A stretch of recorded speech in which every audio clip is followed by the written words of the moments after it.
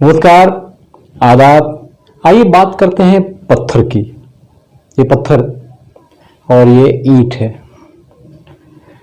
रास्ते पर पड़े रहते हैं, आपने भी देखा होगा। हालांकि पत्थर, ईंट, ये सब सड़क बनाना, घर बनाना, इन सब चीज़ों में बड़ी अहमियत है इसकी। बकिया दिनों में पत्थर के टुकड़े, ईंट के टुकड़े ये रास्तों पर पड़े रहते हैं। ये जब तक पड़े रहते हैं तब तक इसकी कोई कीमत नहीं है। मगर जब एक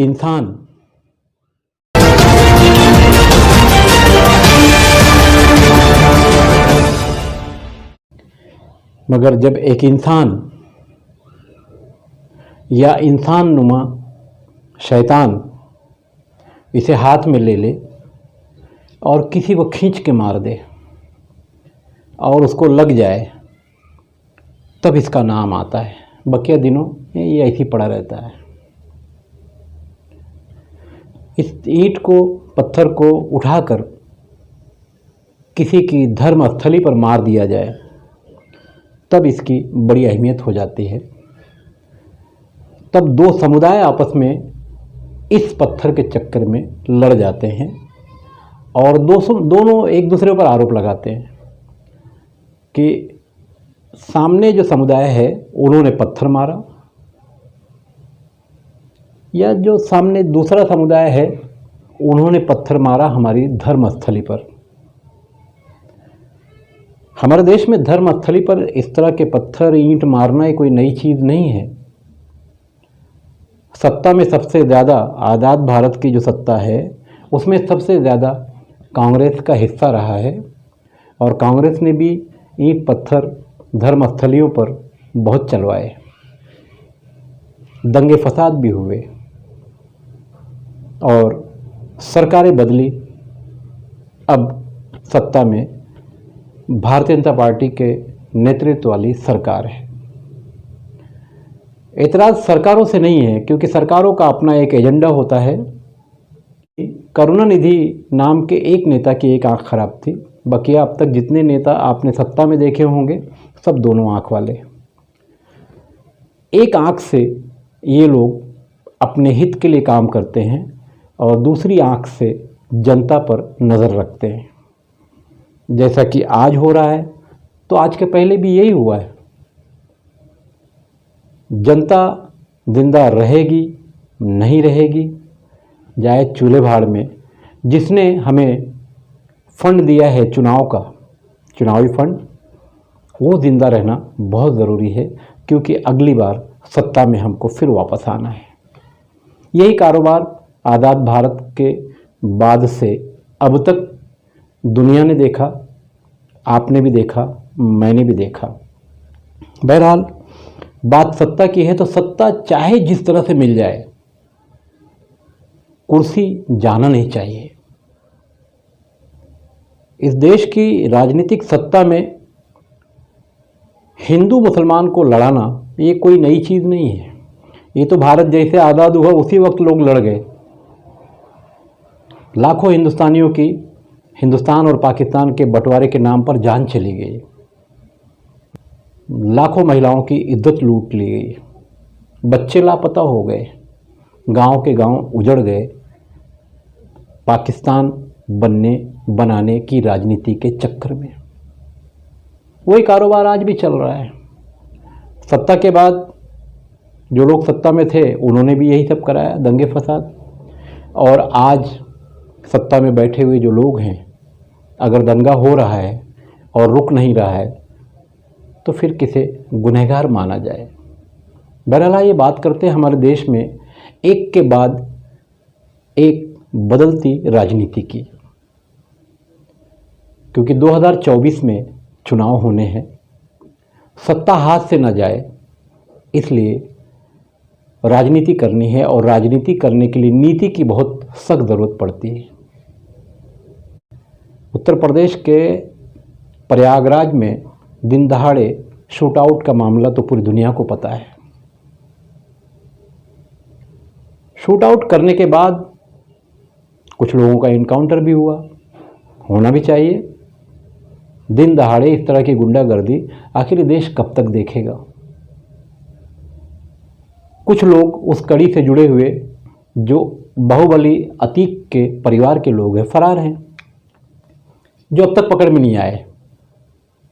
अब सरकार की कहीं ना कहीं जब किरकिरी होने लगती है, जैसा कि इस शूटआउट को लेकर हुई, तब अतीक को गुजरात से उत्तर प्रदेश तक लाने का एक बना बनाया नाटक शुरू किया गया। गाड़ी पलटेगी नहीं पलटेगी, अतीक ने ये कर दिया, अतीक ने वो कर दिया, पुलिस ने ये कर दिया, और मीडिया पीछे चलती रही। मीडिया को पीछे से चलने के लिए गाड़ी में डीजल पेट्रोल खाने के लिए ज़रूरत की चीज़ें लगती है। ये किसने दिया? जो 24 घंटा ये दिखाने की कोशिश की गई, गुजरात से राजस्थान, राजस्थान से उत्तर प्रदेश, कौन था इनके पीछे? सरकार या अतीक के गुर्गों में कोई ऐसा मास्टरमाइंड? कोई तो था जो मीडिया पीछे पीछे चल रही थी। बहरहाल आरोपी प्रयागराज के शूटआउट वाले अभी तक कई लोग फरार हैं और अतीक भी वापस गुजरात चले गए, भेज दिए गए। उत्तर प्रदेश शांत है। थोड़ा सा आगे बढ़ेंगे तो आप मेरे ये इस हाथ की तरफ देखेंगे तो ये जो तस्वीर है ये मोनू मानेसर की है। राजस्थान और हरियाणा की घटना, दो मुसलमानों को जलाकर मार देने की, उसका आरोप इनके सर पर है। एक दो लोग पकड़े गए मगर मुखिया फरार है अभी तक। उसके बाद ही दूसरा चेहरा देखिए, ये सरदार जी हैं, नाम है अमृतपाल। एक बैग देश के बाहर से पंजाब पहुंचते हैं और अरनाला के पुलिस स्टेशन की कहानी पूरी दुनिया को पता है, किस तरह से पुलिस स्टेशन पर हमला किया गया, सब कुछ हो गया। यहाँ तक कि देश के गृह मंत्री और प्रधानमंत्री को धमकाने तक की बात हुई, अमृतपाल जी ने किया। ये भी पूरी दुनिया ने देखा। पुलिस मुंह देखते रह गई, क्या करें? तब तक तीसरा कांड भी सामने आ गया, गुजरात के एक ठग का, जिसे लोग किरण भाई पटेल के नाम से जानते हैं। प्रधानमंत्री कार्यालय का एडिशनल डायरेक्टर, जम्मू कश्मीर संवेदनशील राज्य है हमारे देश का, वहाँ वो घूमता रहा और उसे बख्तरबंद गाड़ियाँ, सिक्योरिटी का पूरा लाओ लश्कर पूरा वो घूमता रहा, अधिकारियों की मीटिंग लेता रहा, और शक होने पर जब पकड़ा गया तो वो फर्जी था। मैं अक्टूबर 2022 में ही प्रधानमंत्री कार्यालय जाकर आया हूँ। प्रधानमंत्री कार्यालय कोई भिवंडी महानगर पालिका नहीं है कि कोई भी चला जाए चला आए, उसका अपना एक सिस्टम है। सिस्टम को फॉलो करने के बाद ही आप वहाँ तक पहुँच सकते हैं। तो आखिर किरण भाई पटेल के पीछे कौन था? ये जम्मू कश्मीर घूम रहा था, केंद्र शासित राज्य है जम्मू कश्मीर। तो जिन अधिकारियों ने इसे सिक्योरिटी दिया था वो कौन लोग थे, क्या उन्हें समझ में नहीं आया? बहरहाल पकड़ा गया, मगर किरण भाई पटेल के साथ में जो कुछ और लोग थे, कुछ मंत्री के बेटे थे, उनको धीरे से बाहर कर दिया गया और इसे जेल भेज दिया गया। प्रधानमंत्री कार्यालय की जब किरकिरी होने लगी कि ये एडिशनल डायरेक्टर था पीएमओ का, तो कैसे? तब तक रामनवमी का मामला आ गया। हमारे देश में अब कोई त्यौहार मनाना इतना मुश्किल काम हो गया है कि बस पूछिए मत। पुलिस के होश उड़ जाते हैं, इंटेलिजेंस के जो मामलात हैं उनके भी होश उड़ जाते हैं, या कभी कभी वो सोए भी रहते हैं। आखिर में पुलिस के ऊपर ये ठिकरा फोड़ दिया जाता है कि पुलिस का बंदोबस्त नहीं था, इसलिए ये ऐसा हो गया। तो मंदिर में पूजा करने के लिए, मंदिर में पूजा कराने के लिए रामनवमी या हनुमान जयंती मनाने के लिए, ईद मनाने के लिए, बकरा ईद मनाने के लिए क्या ज़रूरी है कि पुलिस बंदोबस्त मिलना ही चाहिए? क्या हमारे देश के जो लोग थे, जिन्होंने भारत की आज़ादी में अपनी जान दे दी, अपना प्राण दे दिया, परिवार दे दिया, अपनी प्रॉपर्टी लुटा दी भारत की आज़ादी के लिए, क्या उन्होंने इसी भारत की कल्पना की थी? शायद नहीं, और आपको भी पसंद नहीं होगा, मुझे तो नहीं है। रामनवमी के जुलूस के मौके पर हमारे देश में जो कुछ हुआ दुनिया ने देखा। कलकत्ता, बिहार, उत्तर प्रदेश, गुजरात, तब क्या है? क्या अब इस देश में इस तरह के त्यौहार नहीं मनाए जा सकेंगे शांति से? मर्यादा पुरुषोत्तम भगवान राम, पहले ही सेंटेंस आता है मर्यादा, यानी मर्यादा में रहना, ये संदेश था। तो जिन लोगों ने ये आरोप लगाया कि मस्जिद से पत्थर आया इसलिए हमने भी पत्थर मारा, तो ये कौन लोग हैं?